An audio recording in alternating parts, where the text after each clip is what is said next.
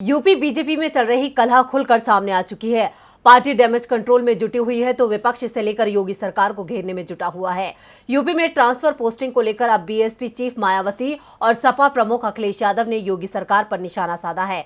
मायावती ने तो पूरी सरकार को ही भ्रष्टाचारी बता दिया। उत्तर प्रदेश में योगी सरकार में जबरदस्त विकास हो रहा है, लेकिन सिर्फ कागजों पर।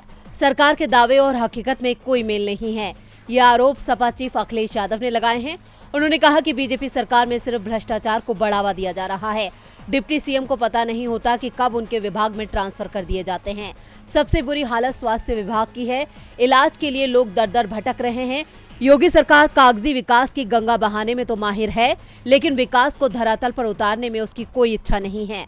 ऑपरेशन थिएटर में टॉर्च की रोशनी से इलाज हो रहा है। स्वास्थ्य क्षेत्र में लापरवाही के चलते राजधानी में बीमारियां फैल रही हैं। अखिलेश यादव स्वास्थ्य विभाग की कमियां गिना रहे हैं तो मायावती ने पूरी सरकार को ही भ्रष्टाचारी कह दिया। मायावती ने बीजेपी सरकार पर निशाना साधते हुए कहा कि अब यूपी सरकार में ट्रांसफर पोस्टिंग का एक नया धंधा बन गया है, जिसका खुलासा मजबूर होकर सरकार को खुद ही करना पड़ा है। जनता ने ये भी देख लिया कि सरकारी ट्रांसफर पोस्टिंग में किस प्रकार के भ्रष्टाचार का खेल हुआ है, लेकिन इस खेल में बड़ी मछलियों को बचाने की कोशिश भी शुरू हो गई है।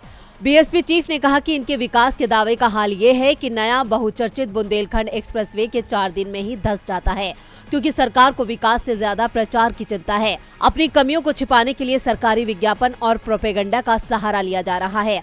मायावती ने कहा कि यूपी की बीजेपी सरकार पहले से ही अंतरकलह और जातिवादी आंतरिक कलह का शिकार है, जिससे शासन व्यवस्था पूरी तरह से चरमराई हुई है और आम जनहित काफी प्रभावित हैं। डीबी लाइव की रिपोर्ट।